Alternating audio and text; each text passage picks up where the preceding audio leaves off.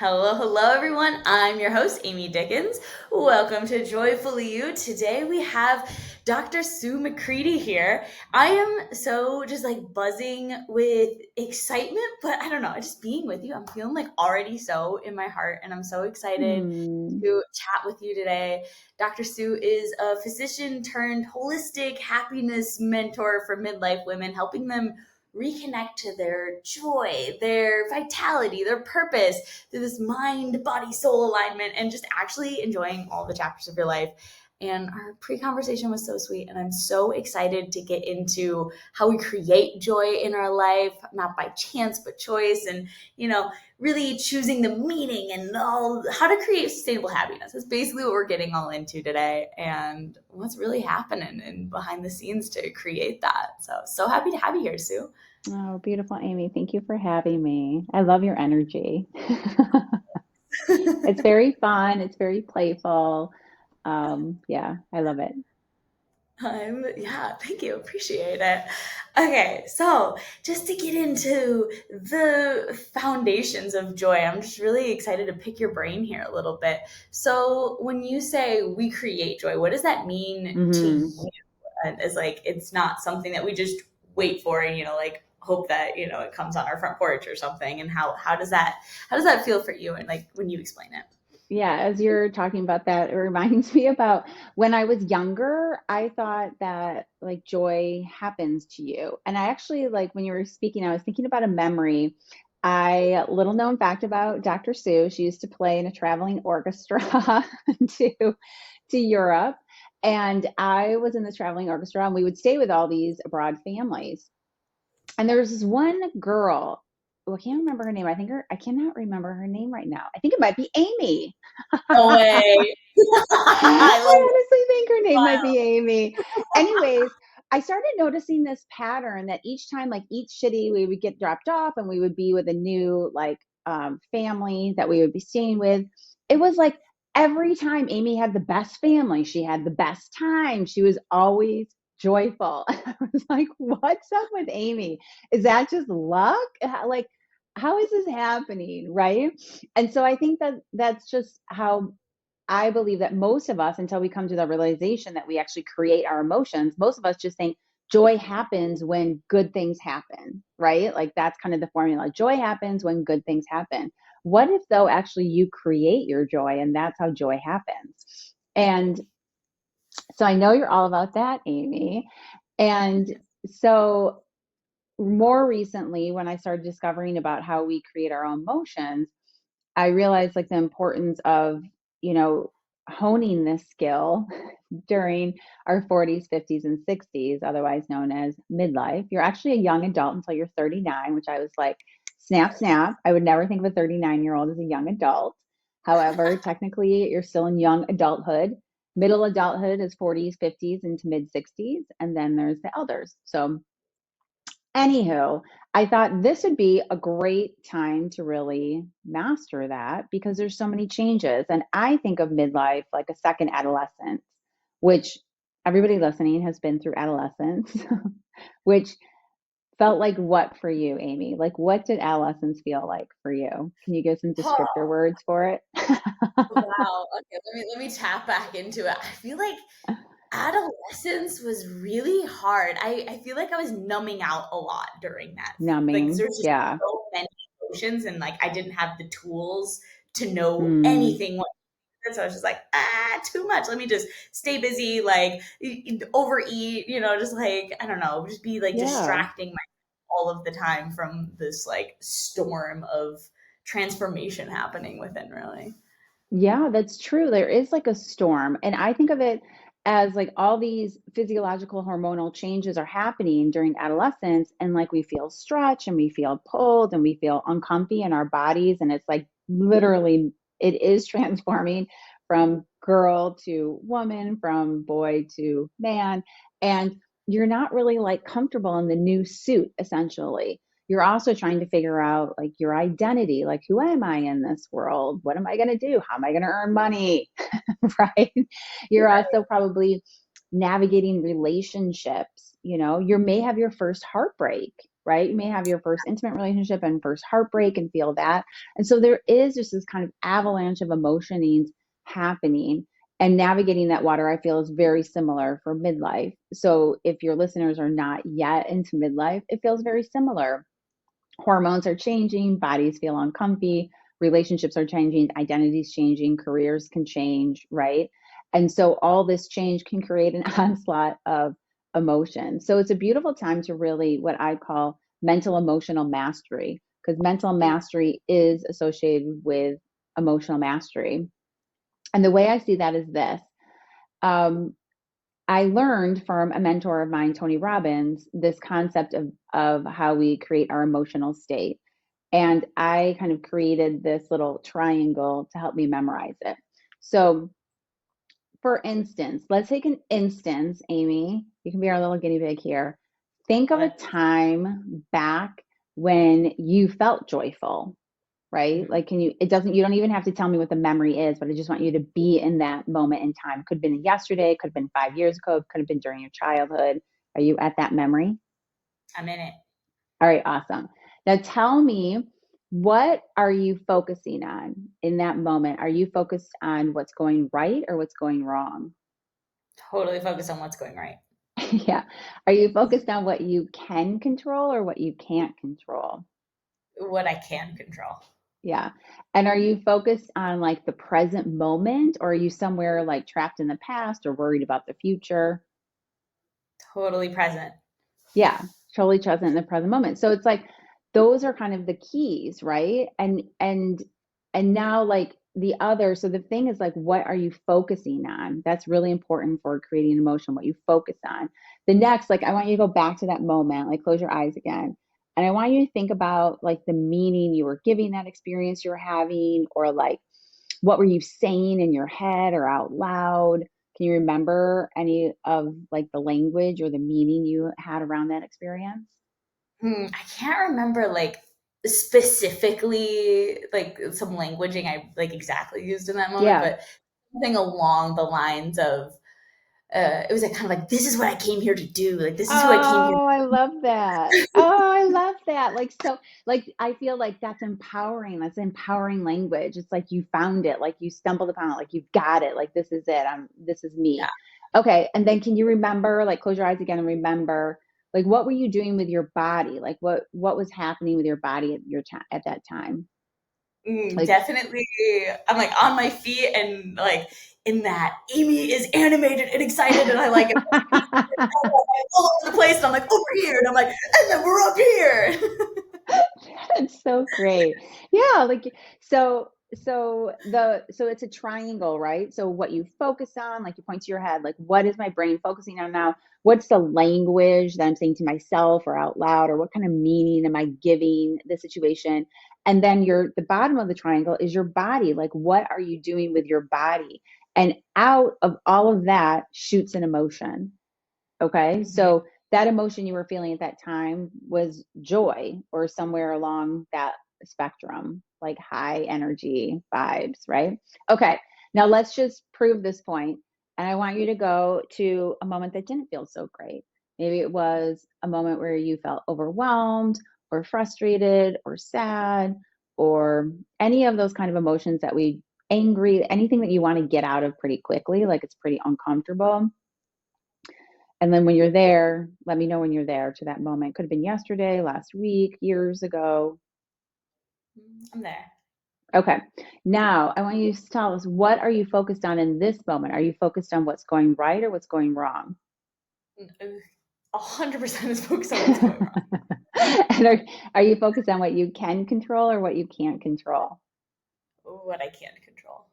Yeah. And are you focused on the actual present moment, or are you more like tripped up by the past or worried about the future? Yeah, definitely not present. Like kind of in the swirl of The what swirl of it all. could Yeah, awesome.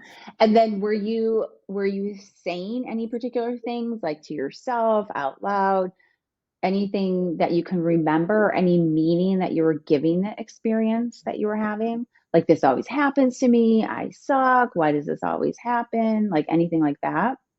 yeah, I would guess it was something along the lines of like I can't do this. I don't believe in myself. I'm not Uh, like, who do I yes, think I am? I can do this. yes. And then in that moment, can you remember what you were doing with your body? Like, was your head in your hand? Were your shoulders slumped? Were you kind of like in a ball? Like, what do you think you were doing in that moment? Can you remember? Definitely like really like slumped forward, like horrible posture Yeah, is contracted. Usually we're contracted. And so this is how we can create our emotions based on what we're focusing on, the meaning that we're giving to the experience or the language, what we're saying to ourselves, and then our physiology, what we're doing with our body, and then out shoots an emotion.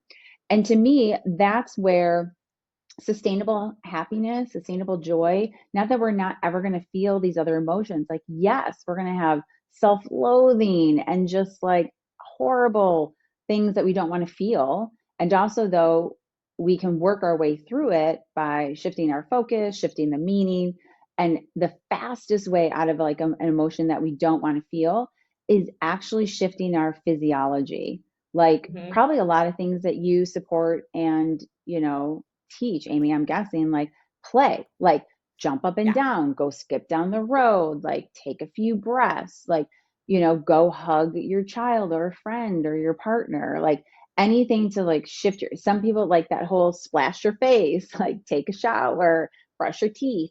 Anything that really shifts your physiology is the fastest way to shift your emotional state.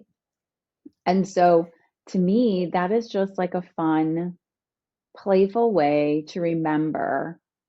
And I do it all the time. Like when I'm kind of in a disgruntled state, I'll just stop myself and be like, Sue, what are you focused on? What Yeah. meaning are you creating? What are you doing with your body right now? And then like shift it. So like if I'm in the kitchen and I'm like, gotta make another meal. Some people gotta eat. I want us to eat healthy. It's not my favorite thing. It's like, okay, well, take a breath, ask for support. Somebody can come help you, put some music on, dance, right? So there's all these ways that we can shift to change our emotional state so it feels better, more playful. Yeah, absolutely. I'm also a big Tony Robbins person, so I'm all about all of these things. I'm Yay. like the physiology first with the play, because it's like we know. I feel like a lot of us know. Okay, it's like we are what we focus on, and like it's like Mm-hmm. focus, shift the meaning. But to me, it's like when you shift your physiology, it's become so much easier to shift what you're focusing, Mm-hmm. shift the meaning versus almost like doing it reverse, because it's like, oh, I'm just kind of more naturally noticing that when I shift my physiology to being dancing or playing or just something that's moving different, oh, now I don't have to work so much, like, use so much willpower to like focus on something different, Amy, like make a new meaning. It's like, oh, huh, Yes. I see the new way, so much more easeful. I'm curious with, because like, of course, we're full spectrum humans, like we're not supposed to be Mm-hmm. like just a one note, I'm just happy all day long and I never experience anything else. And I find, I call it like the discernment bit of knowing when it's time to shift and when it's like, oh, wait, this is actually just like a feeling that wants to like be felt by me right now. And what would you, Mm-hmm. how do you navigate like that discernment bit? And what does that look like for you of like Hmm. either for you or what you like would say to somebody else when like I don't know like how to really tell the difference yet of when it's time to shift and when it's time to be like, man, I just need to like feel this for a sec. Yeah, that's such a great question. I mean, I had some self-loathing yesterday for sure. And to Totally. me, it feels like if I keep coming back to that emotion, if I keep feeling that emotion wanting to surface, right? So generally, like I think of emotion as energy in motion. They want to move. So if they haven't been fully expressed or fully felt or the message fully delivered to you so that you can learn what the emotion has to say on the matter, right? Then it's going to keep bubbling up, keep bubbling up, keep bubbling up. It's going to keep swirling, like you're going to keep coming back to it. So that was happening to me yesterday. So I was working on this emotion, did a little bit in the morning, like journaling. I do tarot numerology and like morning astrology, kind of grounding and centering myself, digging in. Those are tools that I use. You could use anything like breath work, meditation, coloring, like whatever works for you to sort of get into more of a subconscious state. And so I got some input, right? And And then I went on with my day. But then in the afternoon, it kept bubbling up again, right? Like I feel like, oh, it wasn't fully heard. Like it wants to be heard more. So that's my discernment. Like if it just keeps bubbling up, then it hasn't been fully expressed, right? So then what I did is I used a tool, like did some journaling around the emotion, then did an emotion centered meditation so it could express. Then I came back up and I was like, okay, like I had deeper insight into it, right? And then, of course, like depending on the type of emotion that you're having, especially if you're having self loathing or shame or some of those really like, I am bad type of feelings, um, you want to express them to people that you totally trust, right? So I have Mm, kind of my little sacred pod people where I just jumped on and was like, okay, here's where I am, right? So I like fully just express all of it so they can hold that safe container for me. That's how I really discern because to me, it still keeps bubbling up. And then today I feel great. I feel like, okay, integrated that emotion. Okay, I acknowledge it. I see you. Like I see you. And also there's this, right? There's this and there's also that. You know, Tony Robbins says it is like what's going wrong is always there, and so is what's going right. yeah. Like what are you focused on? Are you just focused on how you messed that whole thing up? Or are you going to focus on like how you're a beautiful being and a light and doing great things in the world, right? Like what are you going to focus on? So, Yeah. yeah, so finally, yeah, that's where I feel the discernment is. And to me, my experience is the more self development I do, the more I work on myself, the quicker I can use my tools. Like I literally think of it as like a medicine bag, right? Because I'm a medical doctor. I think of like my little medicine tool bag, my little, or like my medicine cabinets. Like which one am I going to pull out today to really help me process this emotion? Um, and and I think that's the beauty of doing personal development. You just continue to do it faster and quicker. So you're not like swimming in that. Like I used to swim in these emotions for decades, like a long time, and now it's like, see it, honor it, ask its message, so that you can hear the message and honor it and move forward. Yeah, absolutely. It's like a carpenter with their tools. It's like someone who's like just learning how to pick up a hammer. You knows how to Mm, like a lot less different than someone's like, oh, I've been a carpenter for like 20, 30, 40 years. They can just like do amazing things with that thing. I'm like, oh my God, I didn't even know you could do that with a hammer. Like that's amazing. But it's the same thing with our mm, self bag where over time we I think build more skillfulness and it's not to like shame people. They're like, I'm just a beginner and I don't know. It's like, no, you're exactly where you're at. And I think that what you say about, especially when you're experiencing something that's maybe shameful or I am bad or any emotion, honestly, because I think sometimes we can like feel, say, anger towards someone, but then have the shame on top of that because like, oh, I feel mm, like mm-hmm. bad for that. And then in expressing that, it's almost like, oh, okay, like this isn't like like as shameful of a thing because it's a like I'm saying it's safe to share this. It's safe to be seen in this. And then it's almost Yeah, it's a human experience that we all feel. Absolutely. yeah, Mm, it's beautiful. Thanks so much for sharing all that. I'm curious how you would define sustainable happiness. I know these like mm-hmm, definitions can be kind of tricky, but mm-hmm. curious how you would put words to it. Sustainable, right, to me is something that you can return to again and again. It's lasting, it's renewable. It's something that, isn't just like a fleeting moment in time, right? And it has this level of genuine, like not putting on a mask. We're not putting on a mask and pretending we're happy. Like we're genuinely, sustainably happy. It doesn't mean we don't have moments where you trip down and like fall and smear ourselves in the mud, right? And then we're like, oh, here I am again. Mm-hmm. That's what I mean by that. Like something that we can come back to again and again. The majority of the time we spend there. Um, if we cut off our arm in one moment in time, we're going to regrow it, right? Metaphorically speaking. Yeah, Yeah. like we can really trip ourselves up and know that we can always get back to this.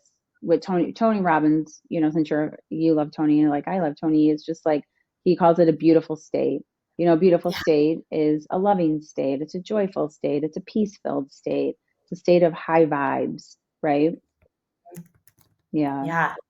Absolutely. Yeah. Kind of like letting that joy feel more sustainable because it's not completely dependent on your external circumstances. There's Hmm. like okay, I can create a beautiful state no matter what. And then no matter where I am, like that's available to me. And realizing, I feel like I've been in certain moments where I've maybe been in not a beautiful state. And it's the same exact moment that somebody else right next to me is having this incredible moment. I was hiking in Yes. India years ago and I was like, oh, it's hot. And like, I'm tired. And I'm like, oh, one step in front of the other. I got like a wet towel over my head. I'm just like drenched in sweat. And this little girl, she sees 2 inches of water falling down the path. Like it's the smallest thing. She goes, oh, waterfall. And she's like putting her hands in it. And to her, she's Oh, it's so experiencing a full beautiful. blown miracle. And it just like, it was like 12 years ago, I think, that I experienced this. And that lives in my head rent free because I realized Mm. like we were two beings in the same exact moment. And before that, I was in like total like exhaustion and just tired and just, and she was in the full awe and wonder of something that seemed totally mundane to me. I'm like, wow, Awe okay, and like, wonder. I think that's too, I'm a pediatrician by training. I yeah, love kids, and I think they are such beautiful teachers for us of learning how to be in a joyful state. yeah, Um, Especially little ones, right? Like they can fall and tumble and cry, and like they stand back up, and like the next second they're like laughing and like their belly jiggling and like they're wobbling all around, They just have like a memory of a goldfish, like, they just forget it yesterday and then they jump back into awe and wonder and play. And so I love that story, Amy. And I think that's also something that really valuing. Another thing that I like is really teaching about the value of play. yeah, Like physiologically, what play has been shown to do is increase dopamine, which helps you um, connect with others. It improves your productivity. It improves your resilience. Like there's so many things that it benefits. And so I feel like us valuing play like kids do could be really supportive. And just even if that looks like leaning into awe and wonder, like looking outside instead of just seeing the same backyard, like what is just like what would a kid see? Like what would a kid be in awe over, instead of just like passing the bunny, like talk to the bunny, be like, hey, how are you? Like just that more, just a playful, like it's a miracle. I feel like that's what it is. It's like seeing the miracle of just life itself rather than just the same mundane thing. yeah, absolutely. As you were saying that, there was like a light bulb moment where I feel like as adults, I think we kind of do understand that play is so important for children, is though like the story that we have. Because it's like, oh, if your Yes. kid's like in a funk or something, you're like almost every adult says like, go run around outside, go play. Like that's like what they're telling them to help them shift. Mm, But there's not that like connect of like, oh, maybe I also need to like go play or like move my yes. body. I'm not feeling so groovy either. Like it's not just for the little ones. Yeah, that's so great. Like we're good at dosing out that medicine for little ones and not so great often at doing it for ourselves. Like I know I'm guilty of it too. Like just that whole like play is silly, it's not essential. And though Yeah. then when you look and you're like, oh wait, it's going to increase my productivity. Like wait, maybe I should value play. Like I get to value play. I get to, and I like to find like little ways of just integrating it into my day. So when I do my morning journaling, I started like learning how to draw little easy things. Like I'll just look up easy draw airplane, so that when my girls took and I took a girls' weekend to New York City, like I drew a little airplane and I got out my markers and I like color it in and like I showed my girls and they're like, Mom, this is so cool.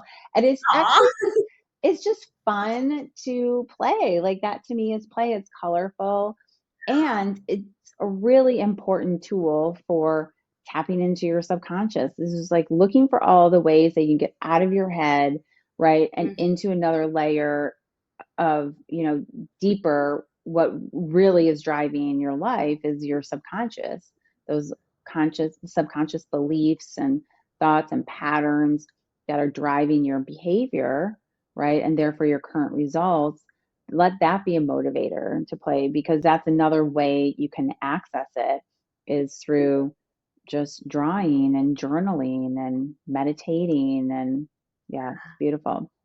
Absolutely, all of it. So many beautiful little tendrils in there. All right. So if somebody's listening and they're thinking, I'm drained, I'm overwhelmed, Sue, I can't even see the joy right now. What's like the one tiny action, or like, where would you, I think, suggest to them to start? Hmm. Sometimes in personal development, we like to say, ask a better question, Yeah. right? So ask a better question, get a better answer, Yes. get, Totally. get a better strategy, get a better result, right? So, like, what should I do right now? If I'm feeling really overwhelmed, I think a great question is, what would love do? What would love Yeah. do? Because Yeah. naturally, our natural state, I believe, is a loving state, right? And that's why all these other emotions feel like really uncomfy, because it's not like our natural state to be in. It doesn't feel peace filled and loving. And so asking the question, like, what would love do, I think can give some pretty profound answers. Like sometimes love would say, go take a nap, you know, or Yeah. love might say, like, go eat something before you respond. Love might Yeah. say, like, pick up the phone and forgive. And maybe you'll, feel less overwhelmed by the situation when you just own up to your responsibility in the part, right? So I just think the options are endless when you ask the question, what would love do? And I think it naturally brings back a more, playful, loving part of you to get a better, perspective, and therefore a better procedure moving forward, a more playful, loving, joyful one, most likely. Ah, that's a beautiful answer because it's so empowering as well. Like you're Mm-hmm. not saying this is the thing to do. It's like, oh no, you have the answers. You Just have the answer. shift the way you're looking at it, and then you're able to access it more. Like when you're asking Mm-hmm. a tricky question, like the question in like a not so great kind of way, you're like, oh, I can't find the answer. What would love do? It's a little more easeful to see maybe through the fog and say, oh, okay, that's what I could try today and see. Mm. And yeah, I think in those moments of, people feeling this like, oh, I am who I came here to be. They're never feeling this like, kind of like, it's like we're feeling loving, we're feeling open, we're feeling joyful, whatever it is, but like we're not feeling like down in the dumps. And so there's some truth Yeah, to that that. would be another great, if you ask what love would do, you're you might better access it by opening up yourself. So, what are ways that you can open? Again, shifting your physiology, right? Maybe it's taking a breath, maybe it's going for a walk, maybe it's jumping up and down on a trampoline. Yeah, so opening up yourself so that you can receive the answer. Yeah, Hmm. absolutely. Yeah, because sometimes there can be some resistance definitely to asking a question like For, that. I mean, like, I for don't know what love sure. would do. If I knew I would do it. All right, Sue. Well, it has been so sweet having you here today. Is there anything else that you'd Mm. love to share? You're like, oh wow, if I had like 1, 2 minutes to share with your platform, your audience, I would love to have this moment. I think one thing I'd like to share in the whole personal development journey, including creating your own emotions, right? And owning responsibility for your emotions, is the best place to start is with you, like learning more about yourself. And on my website, which is drsuemccreadie.com, there is a quiz, like take the quiz. And the whole point is to better learn about which, I call them mama personality types, but which type you fall into. Because essentially, at any age, you don't have to be in midlife, but when you learn your gifts and like own them, a lot of times we brush over what we're great at, right? And probably in that moment that you were having, Amy, you were doing something that you're naturally great at, Mm, and you recognize it. You're like, oh my gosh, this is something that works for me, right? Like I'm naturally good at this thing, right? And so the quiz is my way of highlighting that for women. Like, this is what you're good at. Take the quiz. It's like 11 questions. It's super easy and fun. And then you can figure out like these are own your gifts and then the things that can trip you up. Because for every gift that we have, we can also in excess, it can super trip us up in ways. And so then I just share, 8 simple steps that you can choose from in order to kind of overcome those challenges or obstacles. I love that. And I also love a good quiz. I am definitely a sucker for a quiz. I am a quiz. I love a good quiz too. So good. I'm sure it's like so beautiful. How else can people stay in your world? You said your website, anything else? It'll all be in the show notes. Anything else you want to share? Yeah, so I am on Substack and Instagram and Facebook, and the website is a great place to start. Really, start with a quiz, and then we'll be instantly connected. Absolutely, All right, drsuemccreadie.com. Thank you so Dr. much, Amy. Thank you so much. It's been such a delight having you here. I just truly, Mm. I'm just feeling so heart open just being in your presence. It's such a gift. Oh, Thank you. likewise. Thank you. Thanks to our beautiful listeners. You are also a gift and just bring so much magic to the world, just you being who you are. I'm just so grateful. All right. Have a beautiful rest of your day.